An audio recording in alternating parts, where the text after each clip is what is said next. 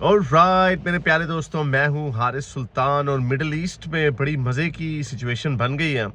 Iran ने retaliatory strike की है इसराइल के ऊपर, ड्रामेबाजी, आई वॉश। कुछ 300 के करीब ड्रोन, मिसाइल, बैलिस्टिक मिसाइल और रॉकेट्स फेंके, जो कि तकरीबन 99% जो हैं वो उन्होंने इंटरसेप्ट कर लिया। सिर्फ अमेरिका और इसराइल और यूके ने नहीं इंटरसेप्ट किए, बल्कि जॉर्डन और सऊदी अरब ने भी, जो उनकी एयर स्पेस के ऊपर से होके गुजरे, उन्होंने उनको भी उड़ा दिया।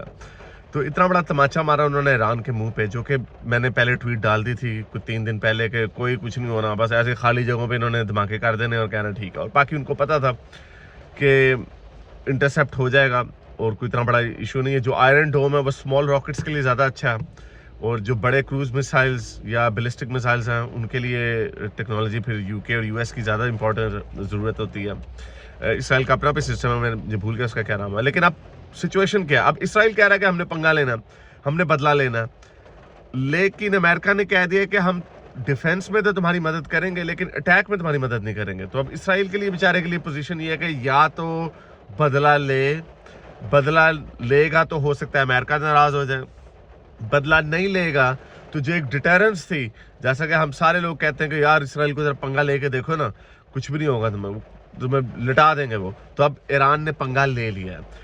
ईरान ने अपना झंडा भी लहरा दिया। ईरान ने यह भी कह दिया कि भाई अब हमारा जो तुमने जो दमस्कस में जो ईरान की एम्बेसी के ऊपर हमला किया था, जिसमें कोई उनके फौजी जनरल मारे थे, जिनमें से एक का नाम जहीदी है, मेरा ख्याल मोहम्मद जहीदी, वो उसने थम्स अप दिया था हमास को कि 7 अक्टूबर का काम तुम कर लो, हम तुम्हारे साथ हैं। तो इसलिए इसराइल ने उसको टारगेट किया। अब इसराइल ने भी टारगेट क्यों किया? अब यहाँ पे भी इसराइल की चाल थी, क्योंकि अगर हमने देखा कि अमेरिका जो है डिस्टेंस होता जा रहा है, इलेक्शन का साल है, ट्रंप का एंटी वॉर नैरेटिव है, बाइडन के ज़माने में रशिया यूक्रेन भी हो गया और अब ये भी हो गया, और जंग भी बढ़ रही है, तो वो और मजीद जंग में नहीं जाना चाहता बाइडन। तो अमेरिका ने तो ख़ास तौर पे बड़ी देर से कोशिश कर रहा है कि अपने आप को डिस्टेंस करे बेंजामिन नेतन्याहू से। काफ़ी ऐसी स्टेटमेंट्स भी आई हैं। तो ईरान ने उंगली कर दी ऊपर से। ईरान के पास भी कोई चॉइस नहीं थी, क्योंकि इसराइल ने उंगली कर दी उधर दमस्कस में उनकी एम्बेसी के ऊपर अटैक करके। तो अब ईरान भी बेचारा क्या करे? ईरान का यार हम नहीं बोलूँगा तो बड़ी जिल्लत होगी, और अगर बोलूँगा तो अमेरिका और इसराइल इकट्ठे हो जाएंगे, जो दूर होते जा रहे हैं एक दूसरे से। तो बहरहाल उसको ये करना पड़ा। तो उसने कुछ 300 के करीब मिसाइल रॉकेट मारे, लेकिन वो खाली जगहों पे जाके लगने थे। एक एयर बेस पे कहते हैं कि थोड़ा सा नुकसान हुआ, लेकिन कोई जानी नुकसान नहीं हुआ। एक बच्ची है यहूदी बच्ची, ये मुसलमानों को बड़ी खुशी होगी सुन के, वो जख्मी हुई है बेचारी, लेकिन बाकी कोई एक भी जानी नुकसान नहीं हुआ।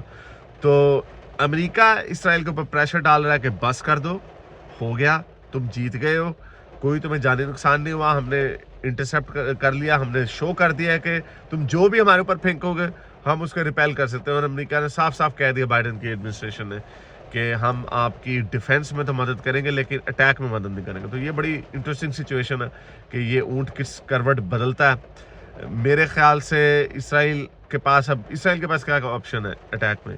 इसराइल एक तो डायरेक्ट ईरान के ऊपर भी अटैक कर सकता है, जो कि उसकी बड़ी बचपन की ख्वाहिश है कि ईरान के न्यूक्लियर के ऊपर अटैक कर दिया जाए। तो वो मेजर प्रोवोकेशन होगी, और वो इतनी बड़ी प्रोवोकेशन होगी कि अगर इसराइल और ईरान अगर और ज़्यादा रिस्पॉन्ड करना पड़ेगा, अमेरिका को फिर बीच में आना पड़ेगा इसराइल को बचाने के लिए। या फिर तो ये तो है बड़ी प्रोवोकेशन, या फिर छोटी प्रोवोकेशन इसराइल अगर कर दे, ईरान के खाली जगहों पे कहीं पे बम शम गिरा दे, उसकी इतनी इज्जत नहीं होनी है ईरान को भी, इसराइल को भी इस बात का पता। लेकिन जो दूसरी असल ऑप्शन है वो ये है कि जो ईरान की प्रॉक्सीज हैं, हिजबुल्लाह है लबनान में कहीं पे, या सीरिया में कहीं पे बम गिरा दें, मिसाइल शिजाल मार दें, तो उसमें अमेरिका इतनी प्रोवोकेशन भी नहीं होगी। ईरान भी अटैक इसराइल के ऊपर नहीं कर सकता ऑन द बेसिस ऑफ कि भाई तुमने सीरिया के ऊपर अटैक किया तो मैं तुम्हारे ऊपर करूंगा, तो ईरान भी नहीं कर सकता, और यूएस भी इतना नाराज नहीं होगा।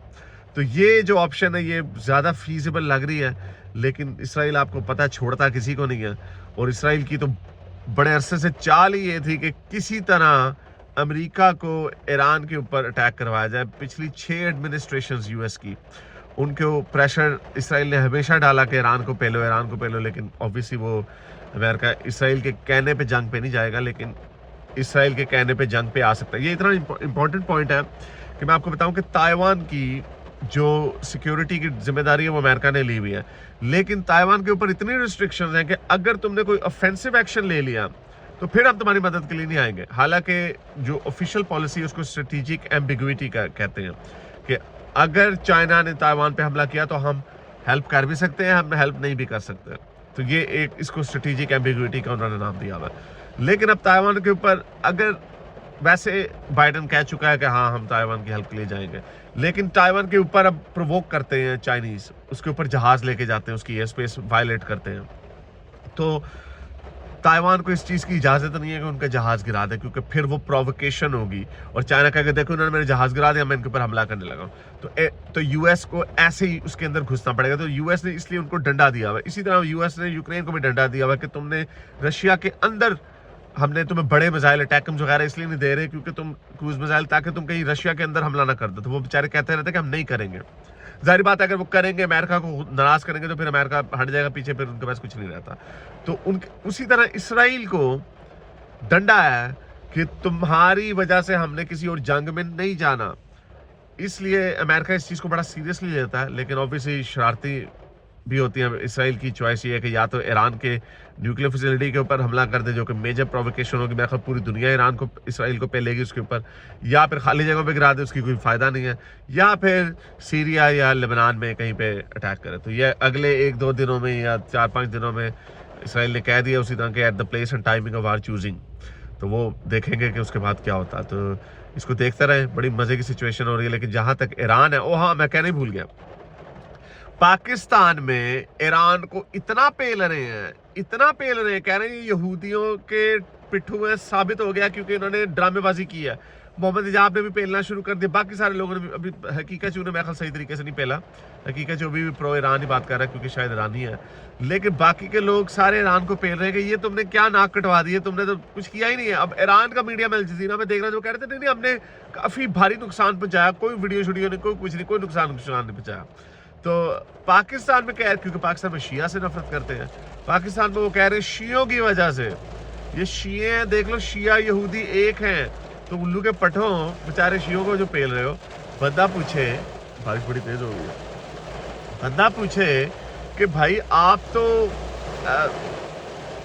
वाह जी वाह, ओले पड़े, सर बुढ़ाते ही ओले पड़े।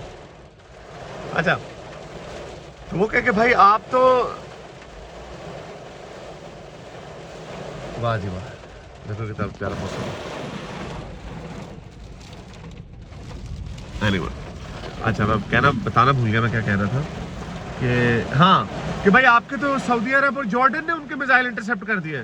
जो ईरान ने मिसाइल मारे इसराइल को मारने के लिए, वो जॉर्डन और सऊदी अरब ने इंटरसेप्ट करके उड़ा दिए ऊपर से। तो वो सुन्नी नहीं है। तो ये बड़ी मज़े की बात है कि अंदर खाने लड़ते रहते हैं आपस में। तो सुन्नी शिया जो है, ये सुन्नी शिया का जो फसाद है, ये उसको ज़्यादा प्रेफरेंस देंगे ओवर देयर एनिमोसिटी ओवर यहूदी। वैसे इकट्ठे भी हो गए थे कि चलो शिया ही मार दे तो ठीक है, लेकिन शिया अगर मार देगा तो शायद उससे भी ये खुश नहीं होंगे, कहेंगे है ये तो शियों ने बरकत ले ली, शियों ने यहूदियों को मार दिया, हमने क्यों नहीं मारा। तो एनीवे बड़ी इंटरेस्टिंग सिचुएशन है। फॉलो करते रहे, मैं आपको अपडेट देता रहूँगा। तब तक के लिए इतना, अगली वीडियो तक ओले हाफिज़।